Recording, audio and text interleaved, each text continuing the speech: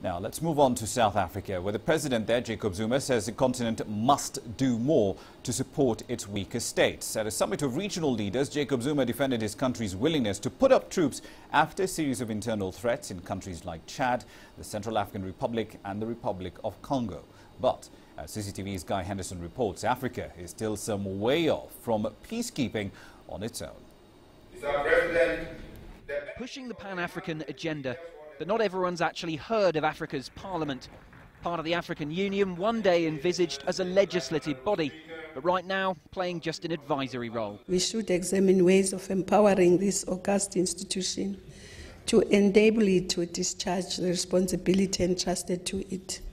Let me assure this House that the African Union Commission will support any initiative that is aimed at making this institution an effective organ of the African Union.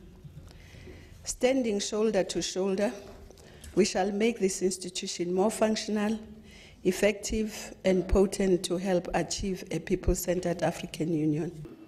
African states talk more these days of finding solutions to their own problems.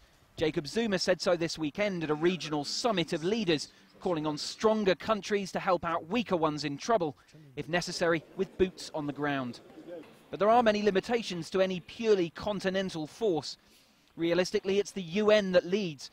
This is the body's special envoy on a recent visit as its new offensive force heads to Democratic Republic of Congo. It's made up of regional personnel, which ironically in that case could be part of the problem.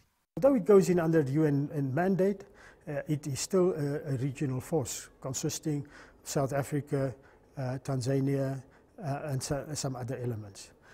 Now, in the policy framework document for the establishment of the African Standby Force, part 2 of that, regions are encouraged not to use their regional forces for intervention or for peacekeeping in their region. But the regional ability to peacekeep at all lies in the hands of just a few. South Africa's military is one of those willing volunteers, but troop deployments do tend to cost money and lives, and that can sap political will rather quickly. For a genuinely all-African solution, well, that might require a legislative body with real teeth. But for the foreseeable future, at least, that's little more than a pipe dream. Guy Henderson, CCTV, Johannesburg.